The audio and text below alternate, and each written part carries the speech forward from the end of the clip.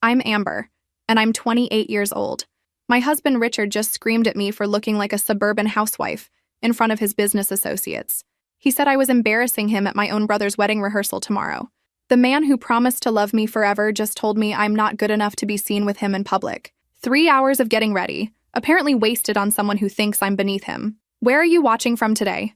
Drop your location in the comments below and hit that like and subscribe button if you've ever felt completely invisible in your own marriage. You'll definitely want to stick around for what happened next. Let me paint you a picture of my perfect life. We live in a mansion worth $2 million. Richard drives a BMW that costs more than most people's houses, and I have a walk-in closet that could house a small family. From the outside, we're the American dream. From the inside? Well, let's just say money can't buy you love, but it can apparently buy you a husband who thinks you're his biggest disappointment. Seriously, Amber? Richard's voice echoed through our marble foyer as I descended the staircase. That dress screams desperate housewife, not successful businessman's wife. I paused halfway down, clutching the banister. I'd spent 3 hours getting ready, choosing a navy cocktail dress that I thought was elegant and appropriate. Apparently, I was wrong. Again. What's wrong with it? I asked quietly, already knowing I wouldn't like the answer. He laughed, but not the warm laugh I fell in love with 5 years ago. This was different. Cold, calculated, like everything else about our marriage lately. You look like you're going to a PTA meeting, not networking with the most important investors in the state. Do you have any idea what tomorrow means for my career? Tomorrow, my brother Michael's wedding. The event that should have been about celebrating love had somehow become Richard's personal networking opportunity. Every conversation for the past month had centered around which business deals he could secure, which connections he could make, which investors he could impress. I thought I looked nice, I said, smoothing down the fabric with hands that trembled slightly. Nice? He shook his head like I'd suggested wearing pajamas to the White House. Amber, when you're with me, you're representing my success. Right now, you look completely forgettable. These people notice everything. Your clothes, your makeup, your posture. They judge me based on you. The weight of that statement hit me like a physical blow. I wasn't his wife anymore. I was his business card. Maybe I could change into something else? I offered, hating myself for the pleading tone in my voice. Into what? Your entire wardrobe screams safe and boring. You dress like you're trying to disappear instead of trying to impress. He grabbed his keys from the entry table, the Porsche keys that cost more than some people make in a month. You know what? I can't deal with this right now. I'm going to the office to prepare for tomorrow's meetings. But we were supposed to have dinner. I'll eat at the club. Figure out how to look like you actually belong in my world by tomorrow, Amber. Because right now you're a liability I can't afford. The door slammed behind him with enough force to rattle the crystal chandelier above my head. I stood there in my forgettable dress, alone in our perfect house, and wondered when exactly I'd become such a disappointment to the man who once couldn't live without me. I spent the night alone, which was becoming a disturbing pattern in our marriage. Richard's side of the bed remained untouched, cold and perfectly made. By morning, I'd convinced myself that stress was making him say things he didn't mean. The wedding was important to him, and pressure made people act differently. I was wrong about that too. My phone buzzed at 7 a.m. with a text message that would change everything. Won't be attending the wedding. Important client meeting came up. Handle the family questions yourself. R. I read it 3 times, certain I was misunderstanding something. He was skipping my brother's wedding. After months of obsessing over the networking opportunities, after making me feel horrible about my appearance because he was so worried about impressions, he was just not coming. I called him immediately. This better be important, Amber. I'm about to go into a crucial meeting. You're not coming to Michael's wedding? I told you, something came up. The Henderson Group wants to discuss a major investment opportunity.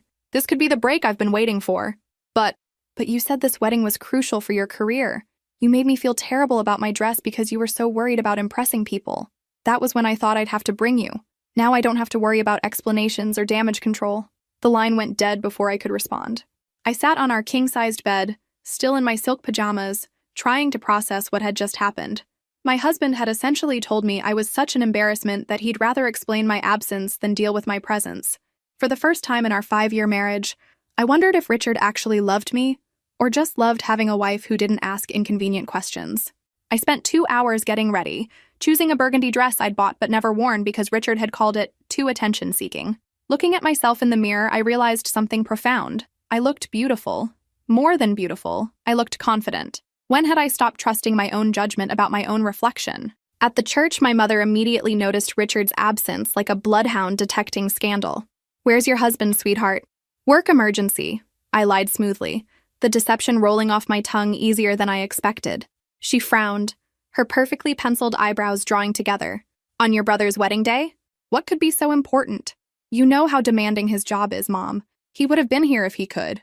But even as I said the words, I wasn't sure I believed them anymore. When had Richard's excuses started sounding hollow? When had I started making excuses for his excuses? The ceremony was beautiful. Michael looked handsome in his tuxedo. Jessica was radiant in her grandmother's vintage lace, and their vows were the kind that made everyone cry happy tears. Everyone except me. I spent the entire ceremony wondering why my husband's promises felt like ancient history while theirs felt like a beginning. During the reception, I fielded questions about Richard's absence with practiced ease, but each explanation felt like a small betrayal of myself. I was covering for a man who thought I was beneath him, protecting the reputation of someone who couldn't be bothered to protect mine. The reception was held at the country club where Richard and I had our own wedding 5 years ago. Walking through those doors brought back memories of a day when I genuinely believed I was the luckiest woman alive. Richard had been attentive, charming, proud to introduce me to everyone. He'd whispered sweet things in my ear during dinner and held my hand like he never wanted to let go. Now I couldn't remember the last time he'd looked at me like I was anything more than an inconvenience. I found my assigned table and was relieved to see Sarah, my college roommate, along with a few other friends I hadn't talked to in months. Adult friendships were hard to maintain when your husband considered your social life a waste of time. "You look absolutely stunning," Sarah exclaimed, pulling me into a hug that felt like coming home. "That color is perfect on you. Where's Richard?" "Business meeting," I said, the lie getting smoother with practice. "On a Saturday? That man works way too hard." I nodded and changed the subject, but I couldn't shake the feeling that everyone was wondering where my husband was. At least that's what I thought until I overheard two women talking at the bar during cocktail hour. "Isn't that Richard Coleman's wife? She's here alone again." "I heard they've been having problems. My husband works with him, and Richard's been saying some concerning things lately at the office." "What kind of things?" "That he feels trapped in his marriage. That he married too young and didn't know what he really wanted. That his wife doesn't understand the level he's trying to reach professionally." I felt like someone had punched me in the stomach with a sledgehammer. Richard had been discussing our marriage problems with his colleagues, telling them he felt trapped, making me sound like an anchor dragging down his success. I excused myself and went to the bathroom, where I locked myself in a stall and tried not to let my expensive mascara run down my cheeks. When had I become the kind of woman who hid in bathroom stalls at family celebrations? When I finally composed myself and returned to the reception, my brother Michael intercepted me near the dessert table. "Hey, there's my beautiful sister. Having a good time?" "The best," I said, forcing a smile that felt like plastic surgery. "Everything is absolutely perfect, Michael. You and Jessica look so happy." "We are happy. But are you okay? You seem, I don't know, different somehow." "Just tired. It's been a long week with all the wedding preparations." He studied my face with the protective intensity that only big brothers possess. "Amber, if something's wrong, you know you can talk to me, right? I know I've been distracted with wedding planning, but I'm still your brother. That comes first." For a moment, I almost broke down and told him everything about the constant criticism, the loneliness, the feeling that I was slowly disappearing in my own marriage, about overhearing those women discuss my husband's complaints about being trapped with me. But this was his wedding day, and I wasn't going to ruin it with my problems. "I'm fine, really. Go dance with your gorgeous wife." He squeezed my shoulder and walked away, but I could see he wasn't convinced. I spent the rest of the reception making small talk and pretending everything was wonderful while my marriage crumbled around me like a house of cards in a hurricane. I left early, claiming a headache that wasn't entirely false, and drove home to our empty mansion where Richard's absence felt like a third person in every room. Sunday arrived with still no sign of Richard, and I spent the day moving through our house like a ghost haunting her own life. I cleaned rooms that were already spotless, organized closets that didn't need organizing, and tried not to check my phone every 30 seconds for messages that never came. By evening, I was alternating between worry and rage in 5-minute intervals. At 7 p.m., I heard his key in the lock like the sound of impending doom. "Where have you been?" I asked as he walked into our designer kitchen, trying to keep my voice level. "Working. I told you that." He opened our stainless steel refrigerator and pulled out a beer, not making eye contact like I was a stranger he was trying to avoid. "For 36 hours straight?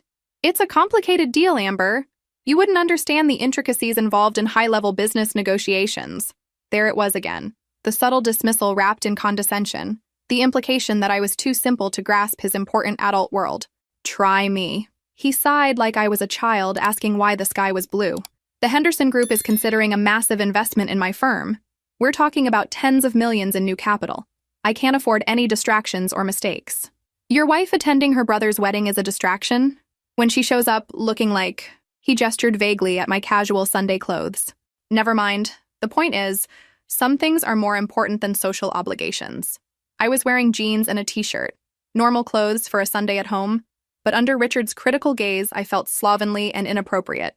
Richard, we need to have a serious conversation about what's happening between us. Nothing's happening between us. You're being overly dramatic about normal marriage challenges. I heard people at the wedding talking about our problems, about you feeling trapped. His beer bottle stopped halfway to his lips, and for just a moment, I saw something that looked almost like guilt flicker across his features. You were eavesdropping on private conversations? I was existing in the same space as people who apparently know more about my marriage than I do. What have you been telling your colleagues about our relationship? Look, I may have mentioned that things have been challenging lately. Marriage is hard work, Amber. Not everyone understands the pressures I'm under. What kind of challenges exactly? He set down his beer and finally looked at me directly, his blue eyes cold as winter water. You want brutal honesty? Fine. You've gotten comfortable. You don't take care of yourself the way you used to. You dress down. You've gained weight. You're content to just exist instead of trying to grow or improve yourself. Each word hit like a physical slap. I've gained 5 pounds, Richard. 5. It's not just the weight. It's your entire attitude. You used to try to impress me, to be worthy of what I could offer you. Now you act like just showing up is enough effort. Showing up should be enough. I'm your wife, not your employee or your trophy. But you are my trophy, whether you like it or not. When we're out together, people judge my success based on you. And lately, I haven't been proud of what they see. The silence that followed was deafening. We stood in our granite and marble kitchen, surrounded by evidence of wealth and success, and I felt poorer than I'd ever felt in my life. I think I need some space to process this, I said quietly. Space from what? This conversation? Space from you. For the first time all weekend, Richard looked genuinely surprised, like it had never occurred to him that I might have limits to what I would tolerate. That was his first mistake. His second mistake was what he did the next day. I spent that night in our guest room, staring at the ceiling and replaying 5 years of marriage like a highlight reel of my own diminishing self-worth. When had Richard's suggestions become demands? When had his criticism become constant? When had I become someone who apologized for disappointing him instead of someone who expected to be cherished? The next morning, I made a decision that would change everything. I was going to start living like the person I used to be, instead of the person Richard was trying to make me become. I called my college friend Megan and suggested lunch, something I hadn't done in months because Richard always found reasons why I should stay home instead of wasting time with friends who weren't advancing my life in any meaningful way. You look exhausted, Megan said when we met at our favorite cafe downtown. Everything okay in paradise? I almost gave my standard everything's wonderful response, but something in her genuinely concerned expression made me pause. Can I ask you something honestly? Do you think I've let myself go since I got married? She nearly choked on her salad. What? Amber? You're gorgeous. You always have been. Why would you even ask something like that? Richard thinks I've gotten too comfortable, that I don't try to impress him anymore. Richard thinks a lot of things that are completely insane. Remember when he told you that volunteering at the animal shelter was beneath your social status? Or when he said reading fiction was a waste of intellectual energy? I'd forgotten about both of those comments, but now they came rushing back along with dozens of others. The slow, steady erosion of my confidence disguised as helpful suggestions. He's not wrong about everything, I said defensively, still protecting him even as he destroyed me. I have gained some weight, and I don't dress up as much as I used to. Amber, you've been married for 5 years. You're supposed to be comfortable with each other. That's called intimacy, not laziness. She leaned forward, her expression serious. Can I tell you something that might be hard to hear? You've changed since you married him, and not in good ways. You used to be confident, funny, spontaneous. You had opinions about everything and weren't afraid to share them. Now you second-guess every word that comes out of your mouth. Her words hit harder than Richard's criticism because they rang true in a way that terrified me. What am I supposed to do? He's my husband. I love him. Does he love you? The real you? Not some polished version he's trying to create? I couldn't answer that question, which was answer enough. That afternoon, I did something I hadn't done in years. I went shopping for myself, not for Richard's approval. I bought a dress that made me feel beautiful, shoes that made me feel confident, and perfume that I loved regardless of whether he would approve. When I got home, Richard was in his office on a conference call. I could hear him laughing with whoever was on the other end, The warm, genuine laugh that I rarely heard anymore when he was talking to me. I hung my new dress in the closet and wondered when I'd have the courage to wear it. I didn't have to wait long to find out. The courage came sooner than expected, in the form of the worst betrayal imaginable. 3 days before Michael's wedding, everything changed. Richard had left his laptop open on the kitchen counter. Something he never did because he was paranoid about business security. But there it was, unlocked and displaying his email inbox like a roadmap to my destruction. I almost walked away. I almost respected his privacy and minded my own business like a good wife should. But something about the subject line of the top email made my blood freeze. Can't wait to see you at the wedding. S. Stephanie, his college ex-girlfriend, the woman he'd dated for 3 years before me, the one he claimed he'd lost touch with completely.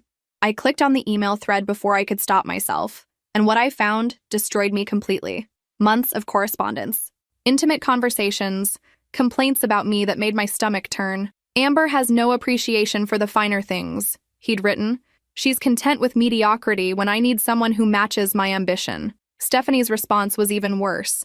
You deserve someone who enhances your success rather than holding you back. Richard, someone who understands what you're building. But the worst part was the planning. They weren't just talking about our marriage problems. They were planning to meet at Michael's wedding. Looking forward to finally seeing you Saturday, Stephanie had written. It's been far too long since we were in the same room. Richard's response made me physically sick. Can't wait. It'll be refreshing to spend time with someone who actually understands what I'm trying to accomplish. Someone who appreciates ambition instead of fighting it. I screenshot everything before closing the laptop, my hands shaking with a combination of rage and humiliation that I'd never experienced before. But the planning didn't stop there. They had discussed the guest list, figured out who would be there, even coordinated their stories about how they'd reconnected professionally. My husband wasn't just having an emotional affair with his ex-girlfriend. He was planning to parade her around at my brother's wedding while making me look like the clueless wife who didn't suspect anything. I spent that night lying awake next to Richard, wondering how long he'd been planning this betrayal, how long he'd been using my family's connections while secretly despising everything about me, how long I'd been living with a stranger who saw me as nothing more than an obstacle to his happiness. But here's the thing about betrayal. Sometimes it doesn't break you. Sometimes it wakes you up. The next morning, I went shopping again. Not for just any dress this time.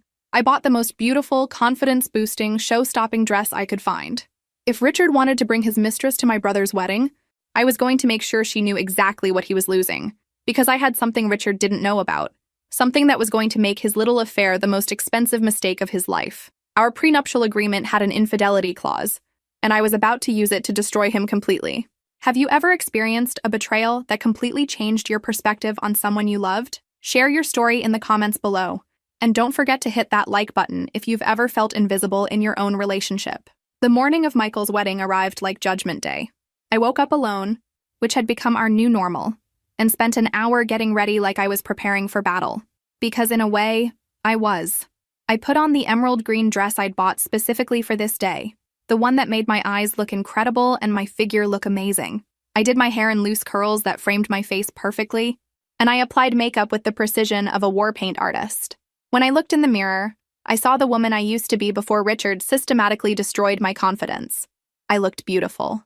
More than beautiful. I looked powerful. Richard took one look at me and lost his mind. Are you out of your damn mind with that dress? You look like you're trying to upstage the bride. It's green, Richard. Jessica's dress is white. I'm hardly competing with her. It's too much. Too flashy. Too obvious. He was pacing around our bedroom like a caged animal. These people can smell desperation, Amber. You're going to embarrass both of us. Desperation. There was that word again. Apparently looking confident was now a character flaw in Richard's book. What exactly am I being obvious about? That you're trying way too hard to prove something. You look like a woman having a midlife crisis, not like someone who belongs at a sophisticated social event. I stared at this man who had been systematically destroying my self-worth for months while secretly planning to replace me with his ex-girlfriend. The man who thought I was too stupid to figure out his scheme. You know what, Richard? You're absolutely right. I am trying to prove something. His pacing stopped. What? That I'm not going to let you make me feel worthless anymore. His face turned red with the kind of anger that used to make me apologize immediately. Your attitude lately has been completely unacceptable, Amber. This isn't confidence. This is you acting out because you know you don't belong in my world. Your world? You mean the world where husbands lie to their wives and sneak around with ex-girlfriends? The color drained from his face so fast I thought he might faint. What are you talking about? I'm talking about Stephanie Martinez. I'm talking about months of emails planning your little reunion at my brother's wedding. I'm talking about you thinking I'm too stupid to figure out that you've been having an affair. He sat down heavily on our bed, all the fight gone out of him. Amber, it's not what you think. It's exactly what I think. You've been emotionally cheating on me for months, planning to humiliate me at a family event and lying to my face about everything. It wasn't physical. Oh, well, that makes it so much better. You only betrayed me emotionally and planned to parade your mistress around in front of my entire family. She's not my mistress. Then what is she? Richard? Your business consultant? Your life coach? Your upgrade? He couldn't answer, which was answer enough. Here's what's going to happen, I said, my voice deadly calm. You're going to go to this wedding. You're going to smile and pretend to be a loving husband, and you're going to pray that I don't decide to tell everyone exactly what kind of man you really are. And if I don't, then you'll find out exactly what the infidelity clause in our prenuptial agreement means. I walked out of the room and left him sitting there, probably trying to figure out how much his betrayal was going to cost him. He had no idea he was about to lose everything. The wedding ceremony was perfect. Michael looked handsome and nervous. Jessica was radiant in her grandmother's vintage lace, and their vows were the kind that made everyone believe in love again. Everyone except me. I spent the entire ceremony scanning the crowd for Stephanie's face, wondering when Richard would spring his surprise. He played the part of devoted husband beautifully during the ceremony, sitting beside me, even holding my hand during the vows. To anyone watching, we looked like the perfect couple. But I could feel the tension radiating from him like heat from a fever. You look beautiful, he whispered during the recessional, probably for the benefit of the people sitting behind us. Thank you, I whispered back. So will your girlfriend when she arrives. His grip on my hand tightened painfully, but his smile never wavered. The reception was held at the most exclusive country club in the city, with crystal chandeliers and floor-to-ceiling windows overlooking the golf course. 200 guests celebrating love while my marriage died a public death. I spent cocktail hour working the room like a politician, talking to family friends, college buddies, and business associates with a smile plastered on my face. But I was really hunting, looking for the brunette who was about to destroy whatever was left of my marriage. I found her during dinner. Stephanie Martinez was even more beautiful than her photos suggested. Tall, elegant, with the kind of bone structure that belonged on magazine covers. She was wearing a stunning red dress that probably cost more than most people's rent, and she was standing near the bar talking to my cousin David like they were old friends. She didn't see me approaching, but David did. Amber, come meet my new friend Stephanie. She just moved back to town and was telling me about her work in corporate consulting. Stephanie, I said warmly, extending my hand. How lovely to meet you. I'm Amber, the bride's sister-in-law. She shook my hand with a smile that didn't quite reach her eyes. Of course. I've heard so much about you. Have you? That's interesting, since I've never heard of you at all. David excused himself with the survival instincts of someone who recognized female warfare, leaving us alone at the bar. You're Richard's wife, she said, and it wasn't a question. I am. And you're Richard's… what, exactly? Business associate? Old friend? Something else entirely? We have a complicated history. I'm sure you do. Complicated enough that he felt the need to hide it from his wife? She had the grace to look uncomfortable. I think there might be some misunderstanding here. Oh, there's no misunderstanding. I've read every email, Stephanie. I know exactly what you two have been planning. Her composure cracked just slightly. I see. Do you? Because I'm not sure you understand the position you've put yourself in, coming to my family's wedding as the other woman. That takes either tremendous courage or tremendous stupidity. I was invited. By whom? She couldn't answer that. Because we both knew Richard hadn't officially invited her anywhere. Here's what's going to happen, I said, my voice conversational but my eyes probably shooting daggers. You're going to enjoy your dinner, you're going to dance if you want to, and then you're going to leave, quietly, without causing a scene. And if I don't, then you'll find out exactly how messy public confrontations can get when there's this much money involved. That's when Richard appeared at my elbow like he'd been watching us from across the room. Amber, he said carefully, I see you've met Stephanie. We were just getting acquainted, I said sweetly. Weren't we, Stephanie? The three of us stood there in a triangle of tension while the party continued around us, and I realized this was the moment everything would change forever. Why don't we step outside? Richard suggested, his voice tight with barely controlled panic. We can discuss this privately. Discuss what? I asked innocently. I was just meeting your friend Stephanie, though I have to say, it's interesting that you never mentioned knowing anyone here tonight. Stephanie looked between us like a tennis spectator watching a particularly vicious match. Perhaps I should give you two some privacy. Oh no, I said firmly. Don't leave on my account. I'm fascinated to hear how you two know each other. The three of us walked out to the garden terrace, away from the reception, but still within sight of the floor-to-ceiling windows. I wanted witnesses to whatever was about to happen. Amber, let me explain, Richard started. Please do. I'm dying to hear this. Stephanie and I dated in college. We reconnected recently through business. It's completely innocent. Innocent? I laughed, and the sound was sharp enough to cut glass. Is that what you call months of planning to meet at my brother's wedding? Is that what you call telling her that I'm holding back your success? Stephanie's eyes widened. She clearly hadn't expected me to be so well-informed. You read private correspondence, Richard accused. You left your laptop open, genius. And those private conversations were about my marriage, which makes them my business. It's not what you think. It's exactly what I think. You've been having an emotional affair. You brought your mistress to my family's wedding, and you thought I was too stupid to figure it out. She's not my mistress, Richard protested, but his face was turning red. Then what is she? Your career counselor? Your life coach? Your test drive for wife number 2? Stephanie finally found her voice. We're just friends, Amber. We've been catching up. Nothing more. Friends who plan secret meetings at weddings? Friends who discuss how disappointed he is in his current wife? That's an interesting definition of friendship. I pulled out my phone and showed them both the screenshots I'd taken of their email thread. Richard's face went white. Here's the thing, both of you.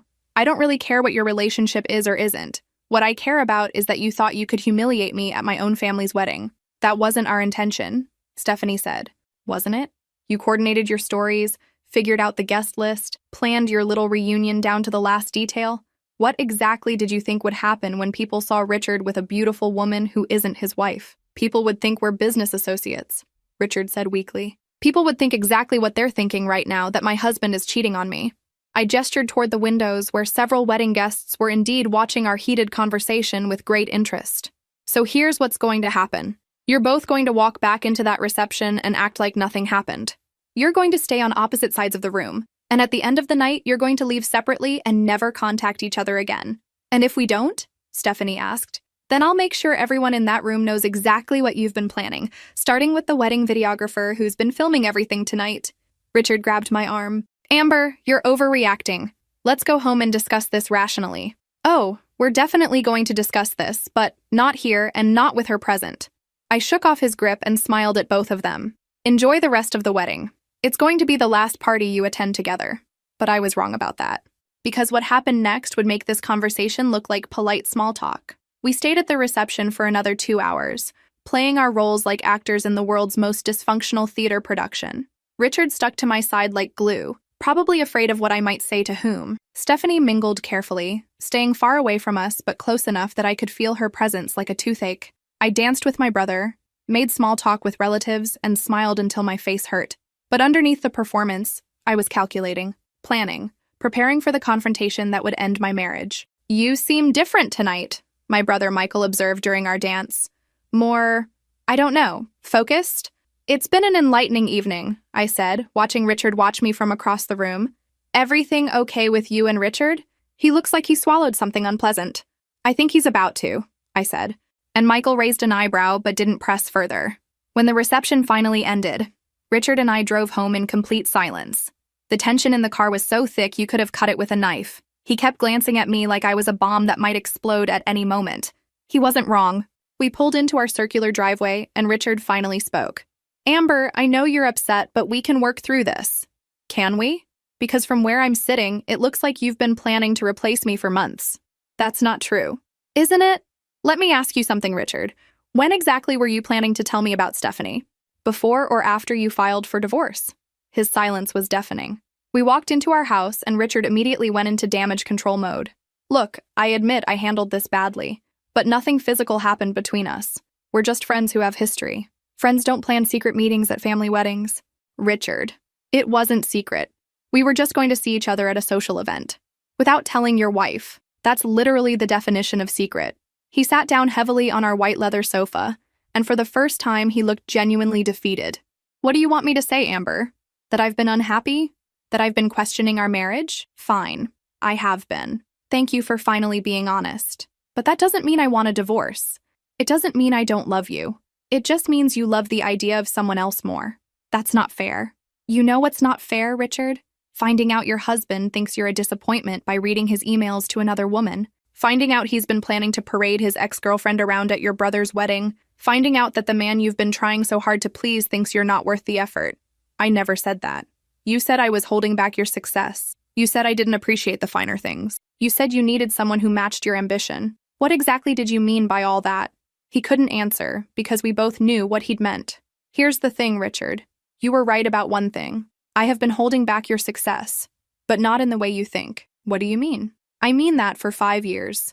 I've been supporting your career, managing your social obligations, and making you look good to everyone who matters. And I've been doing it while you've been tearing me down piece by piece. That's not what I was doing, isn't it? When was the last time you complimented me without following it with a criticism? When was the last time you supported something I wanted to do? When was the last time you treated me like a partner instead of an employee? The silence stretched between us like a chasm. I want a divorce, Richard. His face went completely white. Amber, please, don't make any decisions you'll regret. The only thing I regret is not making this decision sooner. You don't understand what you're saying. The prenup? Oh, I understand the prenup perfectly, especially the infidelity clause. And that's when he realized how much trouble he was really in. Richard's face went through several color changes, white to red to gray to green, as the implications of what I'd said sank in. The infidelity clause? He repeated weakly. Section 7 of our prenuptial agreement, Richard. The one your lawyer insisted on including to protect your assets in case I ever cheated on you. Funny how these things work out. I didn't cheat on you. Nothing physical happened with Stephanie. Emotional infidelity counts, and we both know it. Months of intimate correspondence with another woman, planning secret meetings, discussing your dissatisfaction with your current wife. That's adultery in the eyes of the law. No court would enforce that clause based on a few emails. A few emails. I pulled out my phone and started scrolling. I count 47 separate conversations over 6 months. Discussions of your unhappiness in our marriage. Plans to meet at family events. Stephanie encouraging you to follow your heart and find someone who deserves your success. I looked up at him with the kind of smile that probably made serial killers nervous. Want me to read some of the more intimate parts out loud? The part where you told her you think about her when you're lying next to me? The part where she said she never should have let you go? Richard's breathing was getting shallow and rapid. Amber, please. Think about what you're doing. If you invoke that clause, I lose everything. The business, the house, the investments. Everything I've worked for. Yes, you do. That would destroy me. Good. You can't mean that. I absolutely mean that. You spent months planning to humiliate me, Richard. You brought your mistress to my brother's wedding. You've spent our entire marriage making me feel like I'm not good enough for you. Now you get to find out what losing everything feels like. He stood up and started pacing again, his panic increasing by the minute.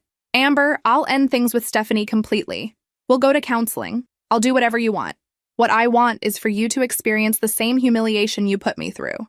What I want is for you to lose everything you think makes you important. What I want is for you to find out what it feels like to not be good enough. Please, I'm begging you. Don't do this.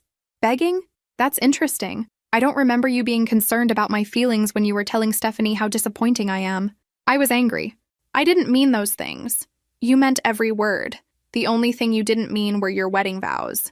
That's when it really hit him. The business he'd built, the lifestyle he'd cultivated, the social status he'd worked so hard to achieve, all of it was about to disappear because he couldn't keep his heart faithful to his wife. This will ruin completely, he whispered. Yes, it will. Just like you've been trying to ruin my self-worth for months.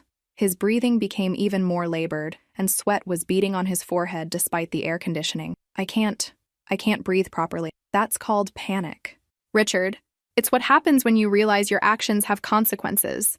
Amber, I think I'm having a heart attack. He grabbed his chest and collapsed onto the marble floor of our foyer, gasping for air like a fish out of water. I stood there looking down at him, and for just a moment, I felt a flicker of concern. Then I remembered the months of criticism, the secret emails, the plan to humiliate me at my brother's wedding. I called 911. My husband appears to be having some kind of medical emergency, I told the dispatcher calmly. He's conscious but having difficulty breathing. As we waited for the ambulance, Richard looked up at me from the floor. Please, he gasped. Don't destroy me. You destroyed yourself, Richard. I'm just filing the paperwork. The paramedics arrived within minutes and determined he was having a panic attack, not a heart attack. They loaded him onto a stretcher anyway for observation at the hospital. Are you riding with him? One of the EMTs asked. I looked at my husband strapped to a gurney, probably trying to figure out how much his betrayal was going to cost him. Yes, I said. Someone needs to be there when he gets the final diagnosis. The ride to the hospital was surreal. Richard was conscious but sedated, and I sat beside him thinking about how we'd gotten to this point. 5 years of marriage reduced to this. Him on a stretcher, me contemplating divorce papers, and his mistress probably wondering why he wasn't answering her texts. At the hospital, they ran tests and confirmed what the paramedics suspected. Panic attack brought on by acute stress. Richard would be fine physically. Emotionally and financially, that was another story entirely. While the doctors were running their final tests, something interesting happened. Richard's phone, which had fallen out of his pocket during the collapse, started buzzing with notifications.